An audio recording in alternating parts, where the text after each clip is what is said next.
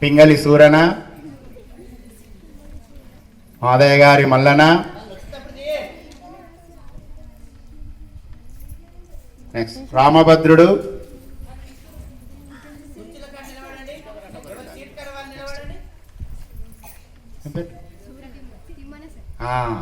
ముక్కు తిమ్మనారిలు, భట్టుమూర్తి,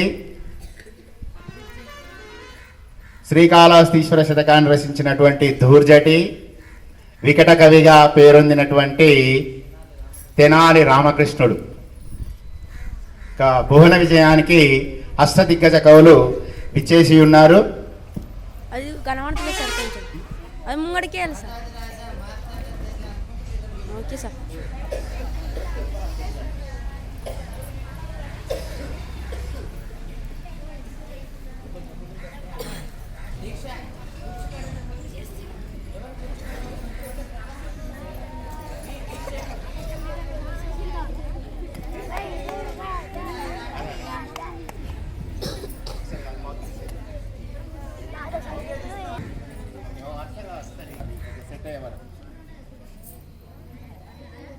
నా పేరు అక్షయ.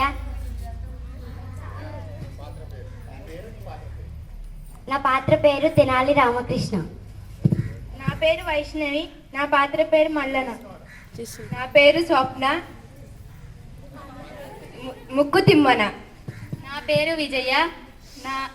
నా పాత్ర పేరు అల్లసాని పెద్దన. నా పేరు అక్షయ. పింగళి సూరన. నా పేరేం సౌందర్య. నా పాత్ర దుర్జటి. నా పేరు కే కీర్తన. నా పేరు రామభద్రుడు. నా పేరు కే దీక్ష. నా పాత్ర భట్టుమూర్తి.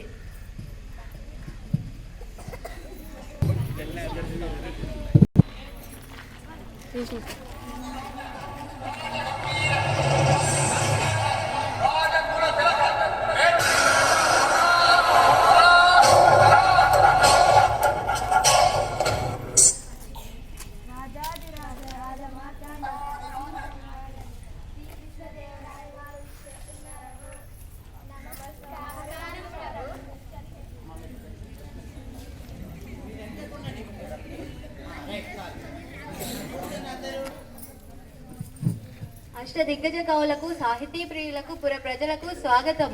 మా పాలనలో జీవితాన్ని ఆనందంగా గడుపుతున్న జానపదులు సైతం కొన్ని రసవంతమైన సమస్యలను పంపించారు. వాటిని మీరంతా రసవంతరంగా పూరించి నేటి భువన విజయ సభను రచింపజేయాలి. ఇక ఆంధ్ర భాష మతతల్లిని స్తుతిస్తూ సమస్యలను దత్తబల్లం చేసి అశ్లు కవిత వినోదం సాగిద్దాం. చిత్తం రాజేంద్ర కవిచంద్ర మీతో నేటి భువన విజయం సభను ప్రారంభించాలన్న అభిలాష. మీ ఆలోచన నిజమే పెద్ద నా మధ్య, కానీ ప్రభువుల ఏలుబడిలో ఎన్నో భాషలు ఉండగా తెలుగు భాషపై ఇంత మక్కువ చూపడానికి గల కారణమేమిటో? అదేమిటి సూరన కవి? మందార మకరందాలు జాలు వారి తెలుగుని ఇష్టపడని వారుందురా తెలుగదేలనందువా. తెలుగదేలయున్న దేశంబు తెలుగేను, తెలుగు వల్లంబుడ తెలుగుంకడ ఎల్ల రూపాల గొలువ నెరగవే బాసడి దేశ భాషలందు తెలుగు లెస్స. ఇంతటి మమకారం గల మన తెలుగు భాషపై ఎవరికైనా ఎందుకు మమకారం ఉండదు పెద్దనార్య కవులారా? చిత్తం ప్రభు, మీ అభిప్రాయమే శిరోధార్యం. పెద్దనామాత్య ఇదిగో మీ సమస్యకు, పెద్దనామాత్య ఇదిగో మీ సమస్య పూరణకు మీ సమస్య మా సమస్య అగ్రజనుజులై రణజగ్రజులుగాగా. ఆహా, ఏమి సమస్య! అన్నదమ్ములు తమ్ముడన్నలయ్యారు ప్రభు. నా పూరణ ఇదిగో. పుష్యమిన్ భారతాక్యుడు పుట్టినాడు, మోనసి లక్ష్మణాడాశ్లేయ పుట్టినాడు. భారత లక్ష్మణాక్రమమిరియరిసి చూడ, కాని లోక వ్యవహారము భారతాజ్ఞజ్ఞులు అని ఉంటుంది. కరినెత్తుకపోయి ఎలక కలుగులో దీనిని పూరించండి భట్టుమూర్తి. పల్లె జీవులకు సుపరిచితమైన చక్కని సమస్యనిచ్చారు మహారాజా. కరులు చిలుకలు లెద్దలతో చర్కరతో నొనరించి మార్చ కరబెట్టడుచు గరి మార్చే వర్తకుండా కరినెత్తుకపోయి ఎలుక కలుగునది నియోన్. ఆహా, ఎంత అద్భుతం! ఎలుక ఏనుగును ఎత్తుకొని పోగలదా? ఆ ఏనుగు రంధ్రంలో పట్టున. ఆహాహా, ఎలుక రంధ్రంలో పట్టున కాదు. ఏనుగులు, చిలుకలు, ఎద్దులు మొదలైనవి చక్కెరతో చేసిన బొమ్మలు. వాటిని వ్యాపారి పగలంతా అమ్మి సాయంత్రం కాగానే అన్ని బొమ్మలను ఎత్తిపెట్టి ఏనుగును మాత్రం మరిచాడని, దానిని ఎలుక రంధ్రంలోకి ఈడ్చుకపోతుందన్న మీ భావం వినుల విధంగా ఉంది.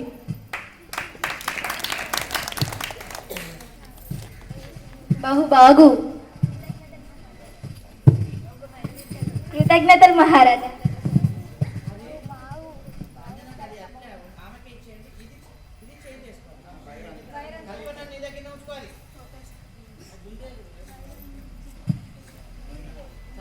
ముద్దు పలుకుల ముక్కతిమ్మన కవి, అందుకోండి.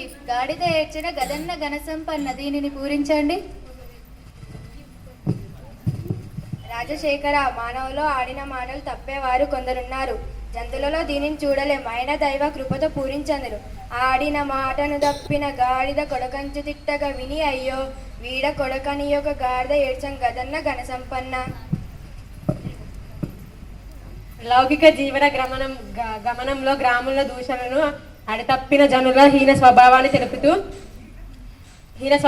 మాట నిలబెట్టుకోవడం విలువను చాటారు. అడతప్పిన మనిషిని గాడిద కొడుకని తిట్టినప్పుడు విశ్వాసానికి మారుపేరుగా నిలిచి జంతువుల గాడిద ఏడ్చిందన్నారు. అయినా దీనిని దుష్టంత రూపంలో సాగిన మీ పూరణ. దుర్జటి తిమ్మన కవీంద్రులు లోకరీతిని బుద్ధి లేకుండా పలికారు. ఇప్పుడు మీరు నాననా దీనిని పూరించండి. అక్షర విన్యాసం తప్ప అర్థం లేని సమస్యలు ఇచ్చారు. అయినా చక్కని పూరని కవిస్తాను. నిను నన్ను పురి